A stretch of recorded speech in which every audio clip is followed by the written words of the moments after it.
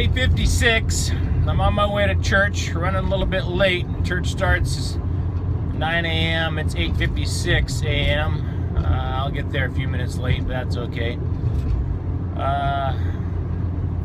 My fake daughter won't be joining me today. She is not feeling well, so it is what it is. It happens.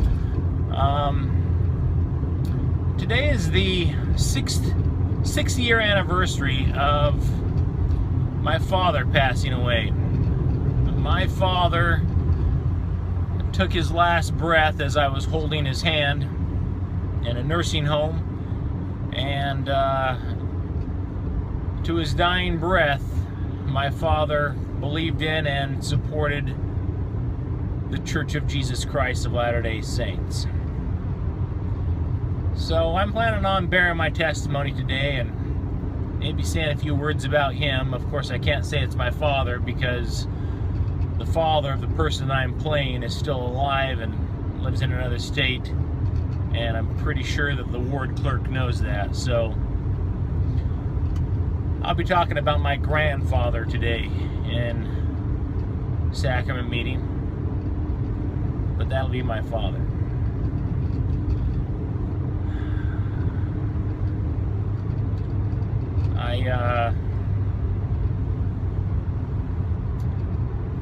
I miss my dad. I wish I could have gotten him out of Mormonism before he died, but it is what it is.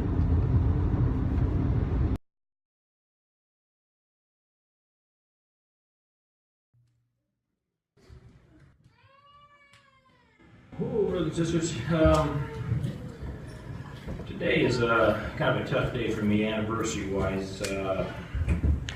My grandfather passed away exactly 6 years ago today, and I realized that this morning when I woke up and looked at the calendar. And he was a far better grandfather, I've been told, than he was a father. And we were very close. I actually held his hand as he took his last breath 6 years ago today. And my grandfather was an amazing man. He was always the kind of guy to get involved and do what was right, regardless of repercussions. And so I was actually a little late for church this morning, which is kind of ironic because my grandfather used to say, you're always better off being 10 minutes early than 2 minutes late to anything. Never be late to anything. So I think he would have berated me for being late. But I wrote a little memory of my grandfather this morning I'd like to share with you. My grandfather was 12 years old and attending elementary school in Zurich, Montana, when the Japanese attacked us on December 7th, 1941. Always wanted to get involved. My grandpa was no doubt upset about the pesky age restriction that the U.S. military had in place at the time, which restricted grade school children from enlisting. That didn't entirely stop Grandpa. He organized his own army in the summer of 1942. As a self-appointed four-star general, Grandpa was in command of this adolescent army. His best friend Donnie Worth was his second in command. It's interesting to note that his third in command, two-star Major General Eiichi Morimoto, was a Japanese American who had been relocated with his family from the west coast to Chinook, Montana by Uncle Sam. Grandpa was no respecter of persons, so his selection of a youngster of Japanese descent is hardly surprising. He later told me that he caught a lot of flack for that. A lot of kids, back then the language they used was, "You're going to let a Jap in our army?" And he said, he's an American. A couple of decades after my grandfather would be awarded a certificate of merit by the Florida chapter of the NAACP for his efforts to register African Americans to vote in the summer of 1964. He told me occasionally he would have people throw bottles at him, one hit him in the head as he was walking down the street going from door to door, registering African Americans to vote. In addition to enlisting his 8-year-old brother Donnie, Grandpa also enlisted 5 of his first cousins, Blaine, Sherman, Willis, Sheldon, and Bert Murphy, all privates first class, and an additional 30 neighborhood boys. Grandfather passed away on June 5th, 2010, 6 years ago today. I still have his original Army recruitment list that was found in his personal belongings after he passed away. Grandpa always had a knack for being on the forefront of civil activities and would later have the privilege of serving in the capacity of city editor for the Panama City News-Herald when they won the Pulitzer Prize in 1962 in the category of public service for their 3-year campaign against entrenched power and corruption in Bay County, Florida.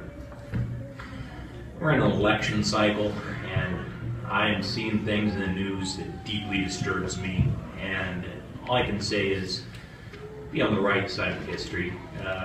If you don't get out and vote, you're already on the wrong side of history. There's a lot of rhetoric out there, and I won't say who I think is the best candidate, but it just get out and vote. If you don't vote, you're on the wrong side of history. And lastly, I'd like to say that, living here for the last couple of months with my grandmother, who I know I've actually literally described as being rabidly anti-Mormon, it has been a challenge. Virtually every single day, she is coming up with something new. Have you seen this website, MormonThinker.com? Or it's just, she goes on and on. She bought me a book to read, and it's just some anti-Mormon book, and I'm like, Grandma, there's nothing in this book I don't already know. Trust me. When I was on my mission, I dealt with that every single day. I do not fear the things that my grandmother says and gives me. She gives me websites to read, and I read them. And I would encourage all of you to seriously study the gospel. The church has come out in the recent past with a series of essays.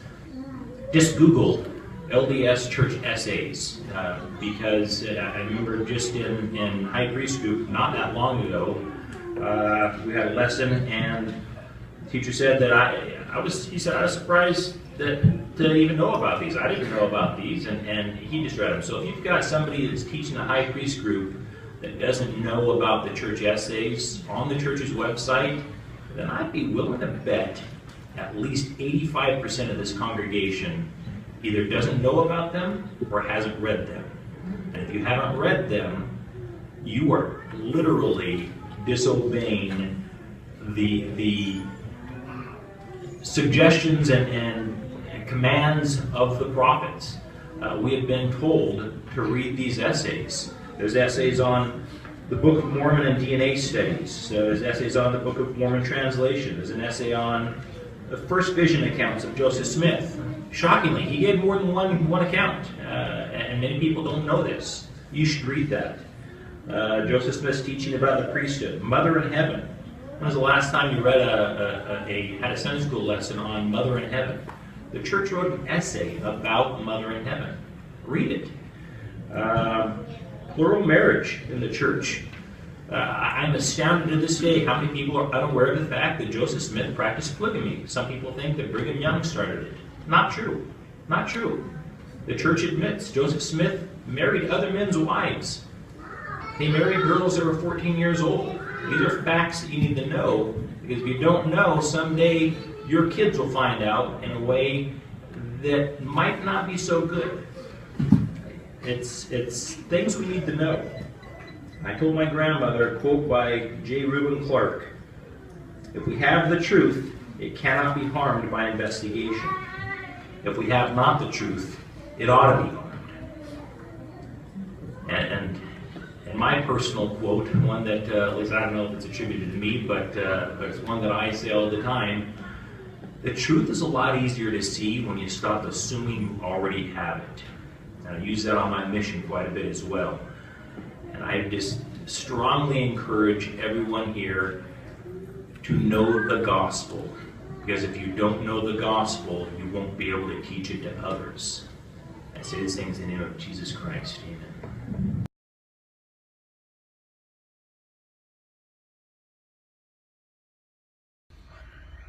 So church is over. Day 56 still. I got up and bore my testimony today.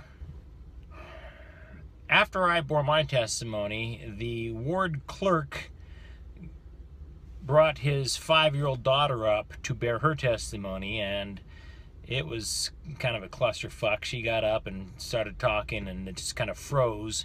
So he then, of course, whispered in her ear and told her what to say. She knows the church is true. She also, I'm pretty sure, knows that Santa Claus is real. 5-year-olds bearing their testimony does not sit well with me.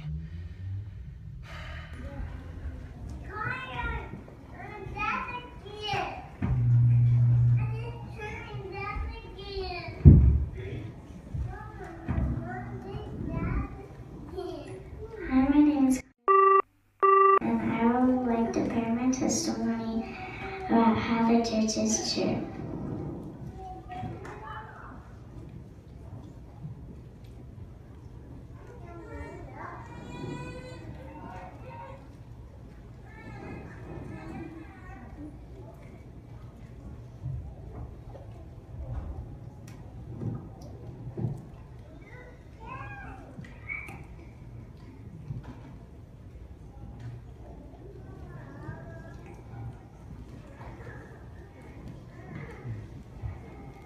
I would like to share my testimony about how I love Jesus Christ. And I know He is true. In the name of Jesus Christ, amen.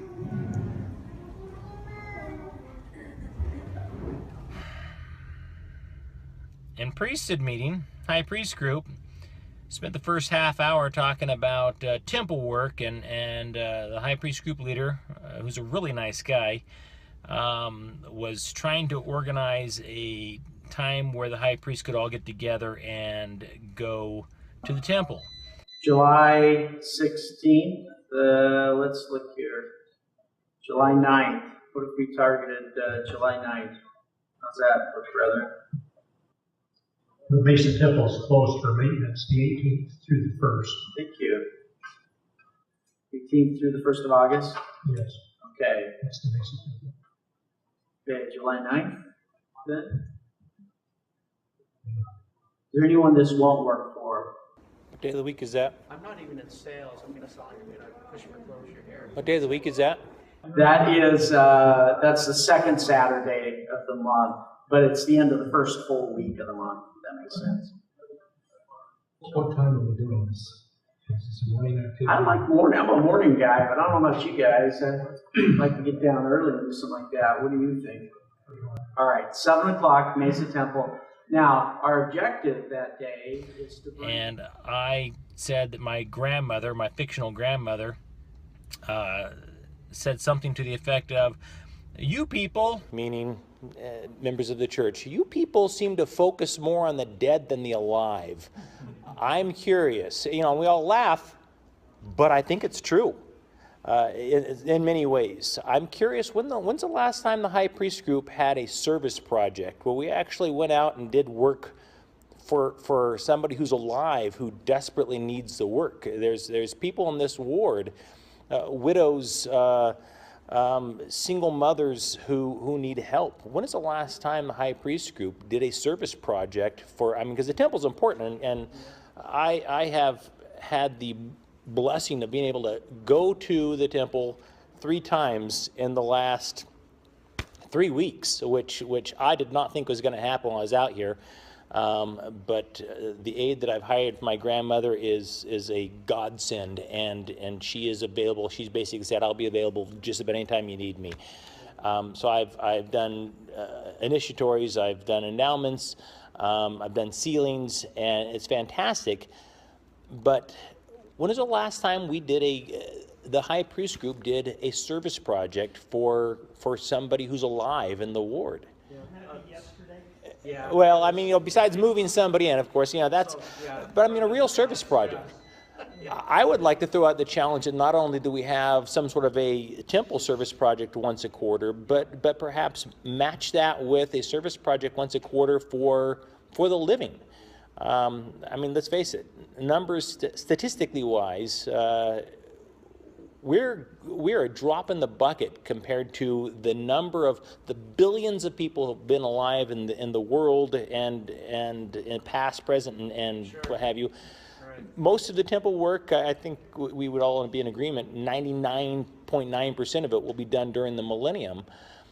But there's people that are alive right now that need our help. Can we maybe have a challenge to have a service project for the living? You know, I'm always amazed at the amount of service that's done that doesn't get talked about. Our group actually over this past month has been doing the cleaning, right? That certainly is a benefit here. But to your point, I think some of the greatest service that I see is in the home teaching that I've been seeing as well. Small acts that happen there as well. There's also the service, you know, with the Deseret pod, right, giving stuff there. But to your point, I think there are other opportunities. You know, JustServe.org is such a great way and a great place for us to also find other opportunities to serve. So we should look at that. You say JustServe.org? Yeah, have you looked at that at all? You know, I haven't. It's the church created a couple of years ago, but it's a powerful site that the church doesn't over promote its name on it, but rather the intent is to bring opportunities for us to be into the community, you know, doing good things. And I think that would be another great way for us to take a look at. So as a takeaway, this week I'll look, hopefully you and others will all take a look at JustServe.org and see if we can identify other ways to give as His well. idea of service projects for the living were, let's see, helping somebody move into the ward, home teaching, and having a Deseret Industries pod sitting on the property of the stake center, another church house. That's their idea of service for the living. I'm just glad to have this week over. It's been a long week, and unfortunately this next week is going to be even longer, so wish me luck.